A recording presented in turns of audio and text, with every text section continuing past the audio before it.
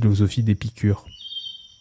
C'est pas uniquement le plaisir des mots et la volonté de faire de grandes théories Épicure. Non, c'est vraiment une mise en application et c'est ce qui rend cette philosophie, à mon sens, encore séduisante aujourd'hui.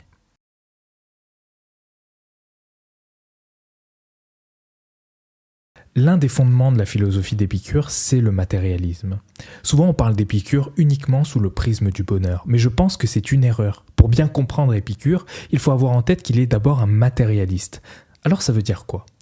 Ça veut dire simplement que c'est quelqu'un qui croit que tout ce qui existe est fait de matière. Et par conséquent, ça va influencer sa manière de penser et de comprendre le monde. Pour Épicure, c'est simple. Le monde est composé de deux éléments, des atomes et du vide. Chaque corps, chaque objet, tout ce qui existe est formé d'atomes, y compris l'âme, y compris notre pensée, y compris le monde dans lequel nous vivons. Il n'y a pas pour lui des idées abstraites comme la justice, la beauté, etc. qui façonnent le monde, mais bien une réalité matérielle que nous devons observer et comprendre pour pouvoir penser le monde. Et ça change complètement notre manière de penser. Je vous donne un exemple concret. Pour certains, l'âme survit après la mort. Selon cette idée, il pourrait donc y avoir une vie après la mort. Et cette vie pourrait être conditionnée en fonction de notre vie sur Terre.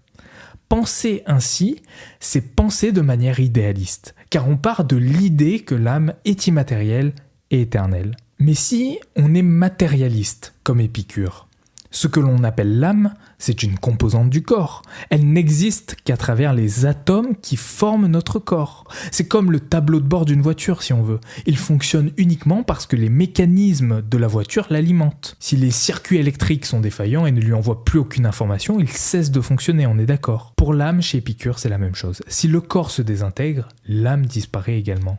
Donc pour Épicure, l'âme ne survit pas après la mort. Et il n'y a pas de vie après la mort. Eh bien, vous imaginez bien les conséquences que ça peut avoir sur notre manière de philosopher et notre manière de penser la vie.